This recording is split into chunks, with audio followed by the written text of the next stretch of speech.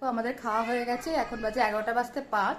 আর এই দেখো আমার দিনের শেষের কাজ দেখো, সংসারের কাজ ছাড়া এই দেখো এক্সট্রা কাজ দেখেছো, কার বাড়ির বাচ্চা কাচ্চারা এরকম করে দেখো, এই দেখো, শুধু দেখো অবস্থাটা, শুধু দেখো, দেখো বিছানাটা দেখেছো কি করে রেখেছে, এই দেখো বিস্কুটের গুঁড়ো দিয়ে এই যে রান্না করেছে, বিস্কুট নিয়ে এই দেখো পুরো বিছানার মধ্যে।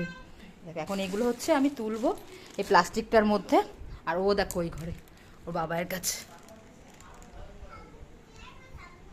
এই যে ঘরে গিয়ে খেলছে।